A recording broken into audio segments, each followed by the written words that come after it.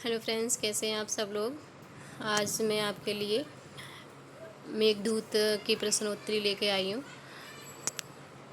इसके दो भाग होंगी। एक भाग में मैं थोड़ा आधे क्वेश्चन करा दूँगी, फिर दूसरे भाग में सारे क्वेश्चन करा दूँगी। कम से कम 100-150 से ऊपर क्वेश्चन है, हो सकता है ज़्यादा हो, 150 से ऊपर हो, है ना। तो आई होप आपको मेरी आवाज़ आ रही होगी। तो आप देखिए, सबसे पहले तो मेघदूत को किसने लिखा है। मेघदूत को किसने लिखा है यानी कौन इसके लेखक हैं। तो कवि कालिदास, है ना। एक और इम्पोर्टेंट बात है कि इस पर एक टीका भी लिखी गई है, संजीवनी टीका, जो कि मल्लीनाथ के द्वारा लिखी गई है। और एक महत्वपूर्ण बात ये भी है कि कालिदास के 3 ग्रंथों पे संजीवनी टीका ही लिखी गई है।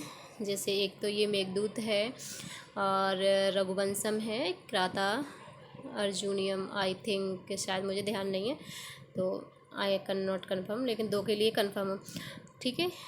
तो आगे, मेघदूत क्या मेघदूत किस विधा के अंतर्गत आती है ना। तो मेघदूत एक खंड काव्य भी है, और इसको गीति काव्य के अंतर्गत भी गिना जाता है। गीति काव्य भी होगा, है ना, गीति काव्य, है ना। फिर आगे चलिए, आगे चलते हैं। मेघदूत कितने भागों में विभक्त है ना। तो 2 भाग हैं, उत्तर और पूर्व। पूर्व और उत्तर, पहले पूर्व उत्तर बाद में, ठीक है। मेघदूत में श्लोक संख्या कितनी है। तो फर्स्ट में 63 है और 52 है, 115 कुल श्लोक संख्या है। लेकिन मल्लीनाथ के अनुसार, एकदम मल्लीनाथ के अनुसार श्लोकों की संख्या बताते हैं कि इसमें मल्लीनाथ के अनुसार श्लोकों की संख्या 121 मानी जाती है। आपसे क्वेश्चन पूछ सकते हैं कि मल्लीनाथ के अनुसार श्लोकों की संख्या कितनी मानी जाती है, तो आप बता सकते हैं कि 121 मानी जाती है, ठीक है जी। आगे, कि इसमें अलंकार कौन सा है, कि आपसे पूछ लेगा कि मेघदूत में किस अलंकार का प्रयोग हुआ है। तो शब्द अलंकार का प्रयोग हुआ है। और अंगिरस इसका कौन सा है, तो विप्रलंब श्रृंगार है ना। तो श्रृंगार है क्योंकि उसमें उसकी प्रेम दिखाया गया है, यक्ष और यक्षिणी का, तो इसलिए श्रृंगार है, लेकिन वियोग वाला। फिर रीति, इसकी रीति गुण पूछ सकते हैं, तो वैदर्भी रीति है। प्रसाद इसका गुण है। 1 मिनट इसको ऊपर कर देते। प्रसाद इसका गुण है। और इसमें वृत्ति कौन सी है, कैसी की वृत्ति है। और संपूर्ण काव्य में छंद कौन सा है। आपसे ये कई एक बार पूछा जा चुका है कि मेघदूत में किस छंद का प्रयोग हुआ है। तो मंदाक्रांता छंद का प्रयोग हुआ है ना जी। जिसमें कितने वो अक्षर होते हैं, 17 अक्षर होते हैं। कितने अक्षर होते हैं, 17 अक्षर होते हैं। तो 17 अक्षर होते हैं, ठीक है। आगे चलिए। इसकी मेरे पास ना इसके छंदों पे, सारे छंदों पे मेरे पास भी नोट्स बने हुए हैं। मैंने बहुत अच्छी तरह से नोट्स बनाए हैं।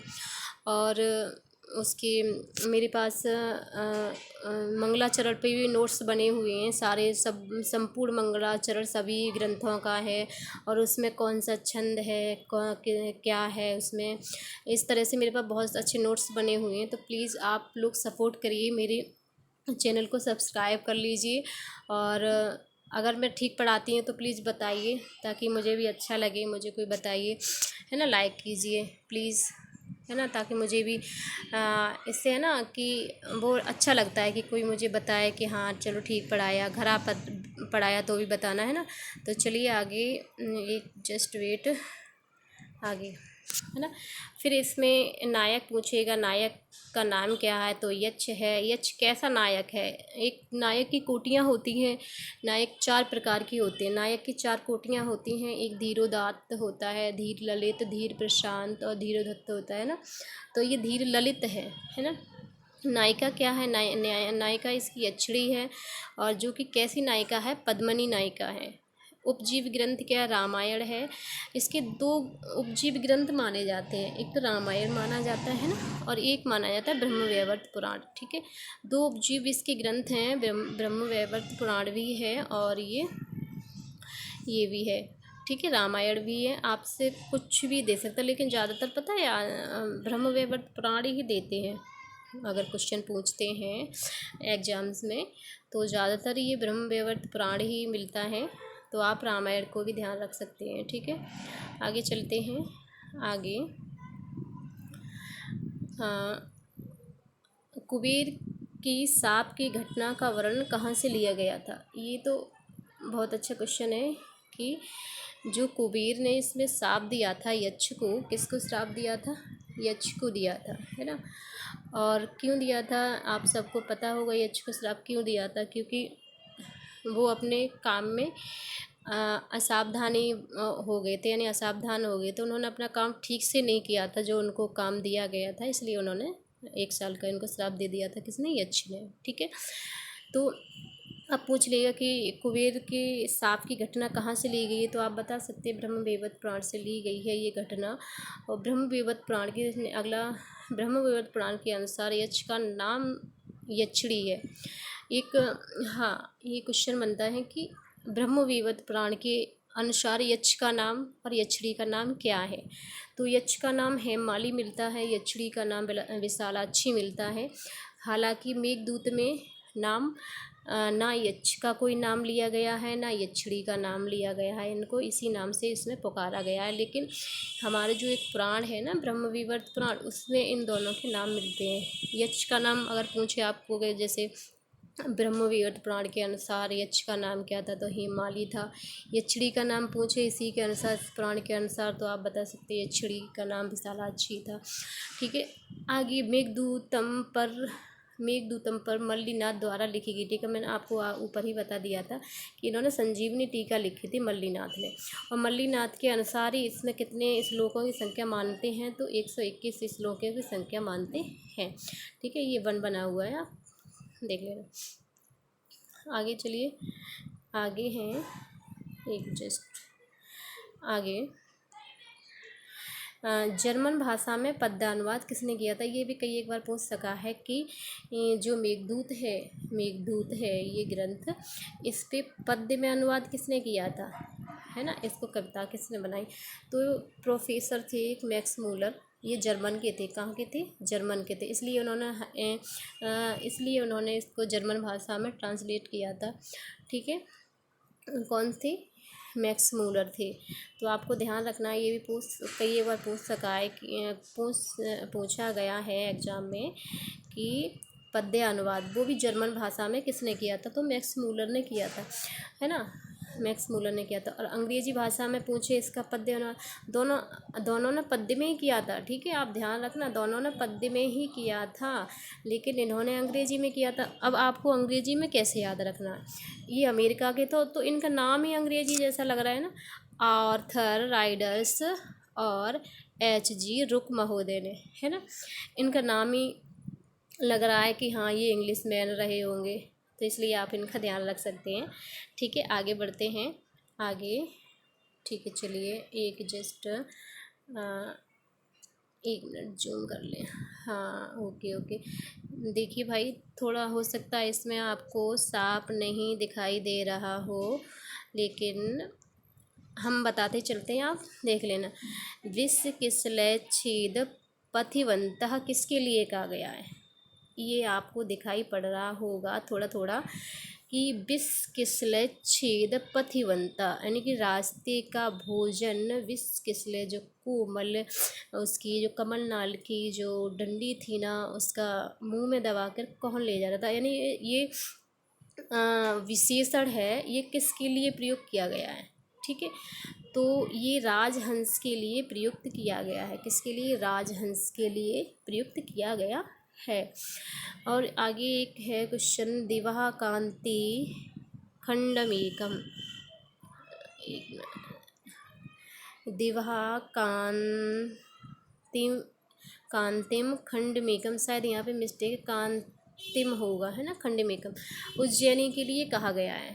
ठीक है, किसके लिए कहा गया है कि वो एक टुकड़ा किसके चमकता हुआ एक कोई दिव्य स्थान के लिए, इस तरह से उनको दिव्य स्थान बताया गया, देवताओं का स्थान बताया गया था उज्जैनी को, इसलिए ये उज्जैनी के लिए आया है। ठीक है जी, आगे निर्विंध्या नदी के पूर्व दिशा में क्या है, तो निर्विंध्या नदी के पूर्व दिशा में क्या है, यानी कि दशाएं इस तरह से होती हैं। ठीक है, ये उत्तर है, दक्षिण है, पूर्व, पश्चिम। तो ये मान के चलो, ये यहाँ पे निर्विंध्या नदी बह रही है। एक मिनट दोबारा बना के दिखाती हूँ, ठीक है। दोबारा बना के दिखाती हूँ। निर्विंध्या नदी के पूर्व में क्या, जैसे ये निर्विंध्या नदी यहाँ बह रही है तो इसके ये पूर्व दिशा होगी इसके। तो इसकी पूर्व दिशा में यहाँ क्या थी, उज्जैनी थी। क्या थी, उज्जैनी थी, ठीक है। अब आपसे पूछ लेगा कि निर्विंध्या नदी के पूर्व दिशा में कौन सी नगरी बसी हुई थी, तो आप बता सकते हैं उज्जैनी नगर बसा हुआ था, ठीक है। मेघ के पश्चिम में क्या था, अब मेघ के पश्चिम में, अब मान के चलो ये मेघ ही है, ठीक है। तो इसके पश्चिम में फिर क्या था, तो मेघ के पश्चिम में निर्विंध्या थी, है ना। मेघ के पश्चिम में निर्विंध्या थी, तो इसका मतलब एक मिनट, मेघ के पश्चिम में निर्विंध्या थी, क्या थी, निर्विंध्या नदी थी। ओके, आगे चलिए।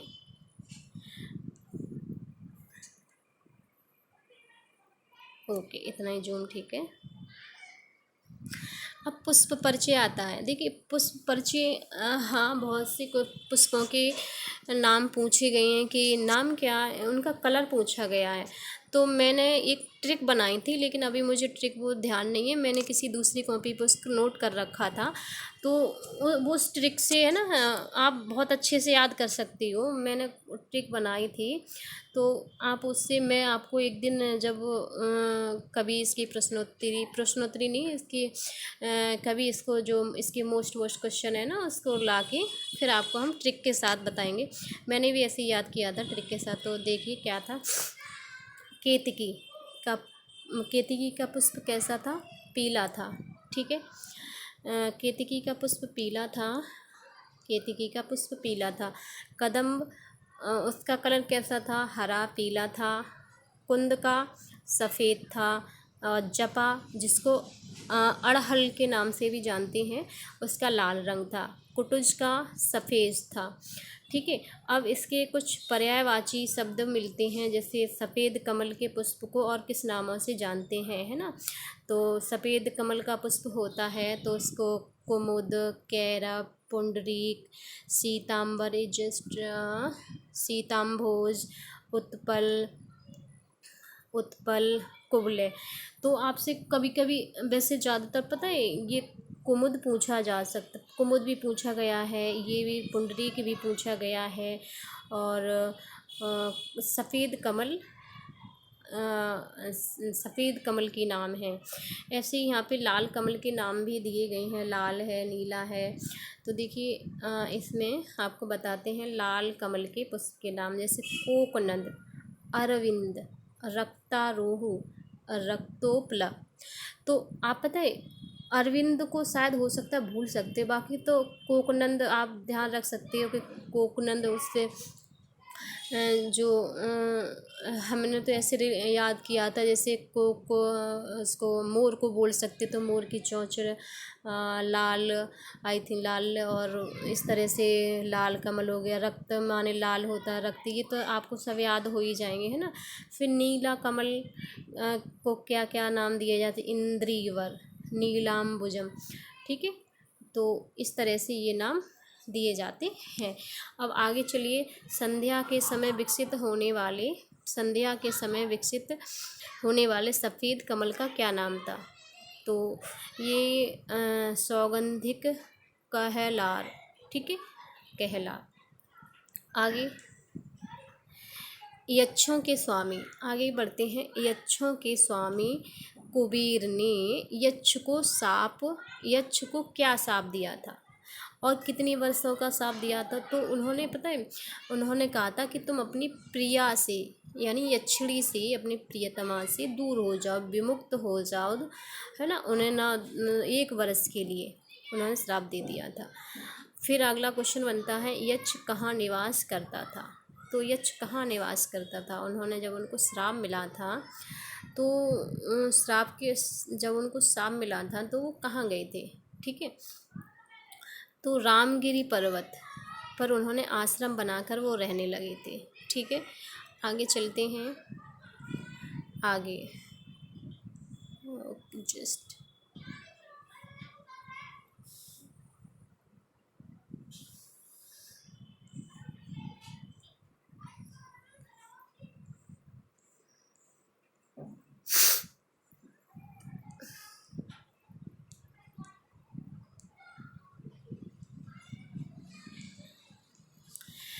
कालिदास कालिदास ने मंदाक्रांता छंद की प्रशंसा किस कवि ने की है? कालिदास के मंदाक्रांता छंद की प्रशंसा किस कवि ने की है? तो एक थे क्षेमेंद्र, उन्होंने अपना एक ग्रंथ लिखा था सुब्रत तिलक में किया। क्या प्रशंसा करके क्या उन्होंने बताया? सुबसा कालिदास से मंदाक्रांता विराजते, है ना। इस तरह से उन्होंने ये पंक्ति आपको दे के पूछ सकता है कि ये पंक्ति किस कवि के संदर्भ में की गई है। और यानी किस कवि के संदर्भ में, तो कवि यहाँ लिखा ही आ रहा है कालिदास, ठीक है। लेकिन ये पूछ सकते हैं कि ये किसके लिए, किसने कहा है, कालिदास के विषय में ये किसने कहा है, ठीक है। और किस ग्रंथ में कहा है, कभी कभी ग्रंथ भी पूछ लेते हैं। तो सुब्रत तिलक में कहा गया है और क्षेमेंद्र ने वो बोला है, ठीक है। आगे किस विद्वान ने इसे शोक गीत माना है? तो किस विद्वान ने इसे शोक गीत माना है? ये भी कई एक बार पूछा जा चुका है। तो डॉक्टर कीथ थे, उन्होंने इसको शोक गीत कहा है। किसको? मेघदूत को। किसको बोला है? मेघदूत को, ठीक है जी। मेघ दूत, इसको धा नहीं पढ़ना, ठीक है भाई। हाँ, तो मेघदूत को शोकगीत का बोला है। मेघदूत को और मेघदूत को गीत काव्य की संज्ञा किसने दी है? ये भी पूछा जा चुका है मैकडोगल ने। तो शोकगीत किसने बोला है? डॉक्टर कीथ ने, ठीक है। और मेघदूत को गीत काव्य किसने बोला है? मैकडोगल ने। तो आप गीति काव्य, मैकडोगल, शोकगीत, इस तरह से देखिए। शोक छोटा आ रहा है, बस कीथ भी है, का शोक का से कीथ याद कर लेना, ठीक होगी। मेघदूत को गीत काव्य किसने बोला है? तो इस तरह से मैकडोगल याद कर सकते हैं। उत्तर मेघ का प्रारंभ किसके वर्णन से होता है? तो उत्तर मेघ का प्रारंभ तो अलकापुरी के वर्णन से होता है। देखिए, पूर्व मेघ में तो उन्होंने यक्ष ने मेघ को सारे रास्ते बताए, इस रास्ते से, इस रास्ते से जाना, इधर से जाना, उधर से जाना, है ना। फिर लास्ट में उत्तर मेघ जब आता है तो उन्होंने सारा वर्णन अलकापुरी का बताते हैं। नर्मदा, जिसको रेवा के नाम से भी जान जाते, वो किसकी पुत्री थी? ठीक है, मेकल की, मेकल पर्वत थे उसकी पुत्री थी। आगे चलिए। मेघदूत को किसका विशेषण, मेघ का विशेषण क्या है? ठीक है, मेघ का विशेषण था विरचति बपु धर्म लवधा, ये विशेषण है। स्वर्ग गंगा किसको कहते हैं? तो मंदाकिनी को कहते हैं। मंदाकिनी नदी को स्वर्ग गंगा के नाम से जाना जाता है। वो भी किसके अनुसार? मेघदूत के अनुसार, ठीक है जी, मेघदूत के अनुसार। आपसे क्वेश्चन पूछ सकता है, मेघदूत के अनुसार स्वर्ग गंगा को गंगा किसको कहते हैं? तो इस तरह से आप टिक कर सकते हैं मंदाकिनी को। और मर्त्य गंगा भागीरथी को, मर्त्य गंगा भागीरथी को, पाताल गंगा भोगवती को। अलकापुरी में कौन सा वृक्ष सभी वस्तुएं प्रदान करता है? तो आपको ये पता ही है, कल्प वृक्ष था। अलकापुरी में कौन सा वृक्ष सभी वस्तुएं प्रदान करता है? कल्प वृक्ष, ठीक है। आगे बढ़िए आगे बढ़िए। तो आगे देखिए, यक्ष के घर की जो सीढ़ियाँ थीं वो किससे बनी हुई थी? तो एक थी मरकतमणि, किससे बनी हुई थी? मरकतमणि से बनी हुई थी, ठीक है। यक्ष के भवन के द्वार पर क्या बना था? तो ये भी क्वेश्चन कई एक बार पूछ चुका है, ये भी पूछ चुका है कि यक्ष के घर की जो सीढ़ियाँ थी वो किससे बनी हुई थी? वो मरकतमणि से बनी हुई थी, मरकतमणि से बनी हुई थी, है ना, ये मरकतमणि से बनी हुई थी। और उसका जो भवन था, उसका जो भवन बना हुआ था, उसका जो द्वार था, उसके द्वार पर किसके चिन्ह बने हुए थे? तो वहाँ पे बता रहे हैं कि शंख और चिन्ह निशान बने हुए थे। फिर आगे देखिए,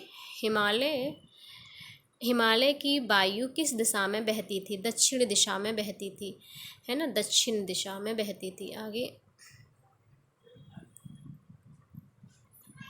दक्षिण दिशा में बहती थी। मेघ की प्रिया का नाम क्या था? बिजली, है ना, विद्युत, जिसको कहते हैं विद्युत, हो सकता है संस्कृत में लिखा है, ठीक है, विद्युत। मेघदूत में, हाँ, हो सकता नहीं है भाई, इस बार तो संस्कृत में सारे पेपर आते हैं तो संस्कृत में लिखा होगा, विद्युत लिखा होगा। मैंने तो ये बहुत पहले नोट्स बनाए थे तो मेरे हिंदी में लिखे हुए हैं, मैं कोशिश करूँगी कि आपको संस्कृत में भी टाइप करके क्वेश्चन है, ये तो मेरे नोट्स बने, पहले मैं नोट्स से पढ़ा दूँ, फिर आपको इसी के बेस संस्कृत में टाइप करके क्वेश्चन आपसे लाइव प्रश्नोत्तरी का भी शुरू करूँगी। फिर आगे देखिए, मेघदूत में क्रम से नदियों का वर्णन। तो आपसे कभी के पूछ सकता है कि मेघदूत में फर्स्ट नदी, मेघदूत के रास्ते में सर्वप्रथम कौन सी नदी आती है, सबसे पहले कौन सी नदी पड़ती है, तो रेवा पड़ती है ना।